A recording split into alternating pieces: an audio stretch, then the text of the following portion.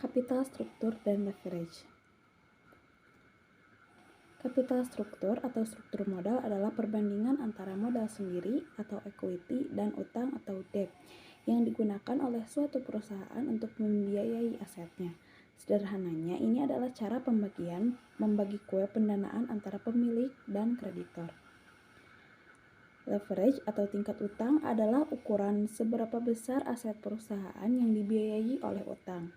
Semakin tinggi rasio utang terhadap modal sendiri, semakin tinggi pula tingkat leverage-nya. Lalu, mengapa kapital struktur dan leverage itu penting? Yang pertama itu ada pengaruh terhadap nilai perusahaan. Struktur modal yang optimal dapat meningkatkan nilai perusahaan. Lalu ada biaya modal, penggunaan utang dengan bunga tetap dapat menurunkan biaya rata-rata tertimbang modal atau WACC. Jika bunga yang dibayarkan lebih rendah dari return yang diharapkan pemegang saham. Yang ketiga ada risiko. Tingkat leverage yang tinggi akan meningkatkan risiko keuangan perusahaan karena adanya kewajiban pembayaran bunga yang tetap. Dan yang terakhir ada keputusan investasi. Struktur modal akan mempengaruhi keputusan investasi perusahaan. Lalu ada beberapa teori-teori yang relevan. Yang pertama itu ada teori Modigliani-Miller atau MM. Teori ini awalnya menyatakan bahwa dalam kondisi pasar yang sempurna, struktur modal tidak mempengaruhi nilai perusahaan. Namun dengan adanya pajak, biaya agensi, dan risiko kebangkrutan, teori ini dimodifikasi. Lalu ada teori trade-off. Teori ini menggabungkan manfaat pajak dari utang dengan biaya agensi dan risiko kebangkrutan.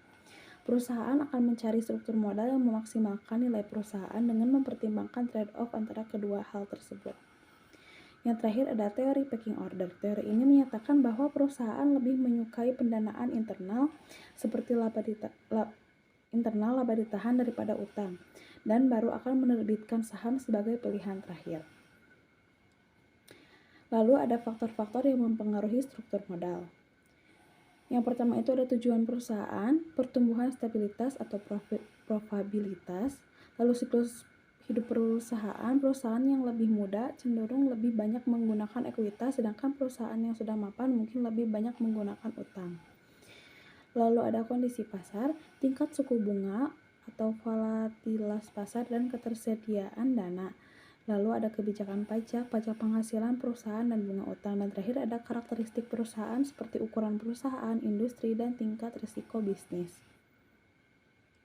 Lalu implikasi untuk manajemennya itu, yang pertama analisis rasio keuangan, mengenal kapital struktur dan leverage atau kunci sukses finansial.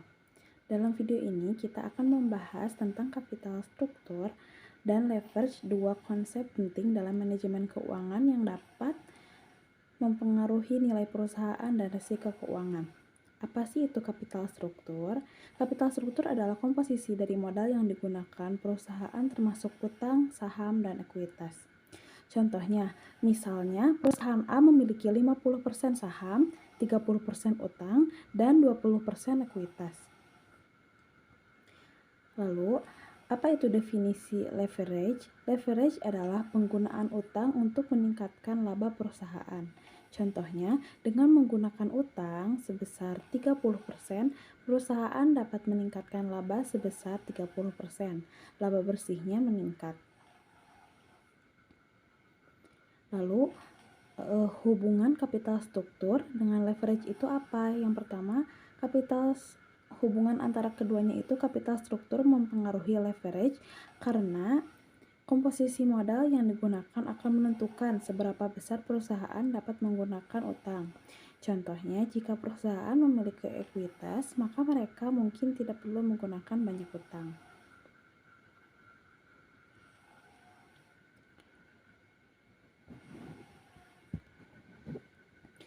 Lalu, apa saja sih manfaat dan resikonya?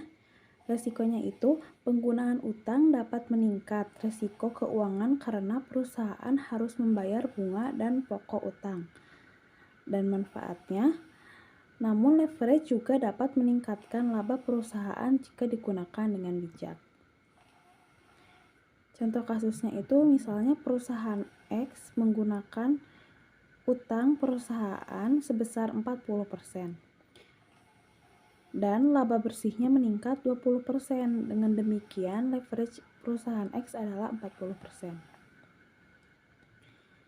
Nah, dalam kesimpulan kapital struktur dan leverage adalah dua konsep penting dalam manajemen keuangan yang dapat mempengaruhi nilai perusahaan dan risiko keuangan. Dengan memahami keduanya, perusahaan dapat membuat keputusan yang lebih bijak dalam penggunaan modal.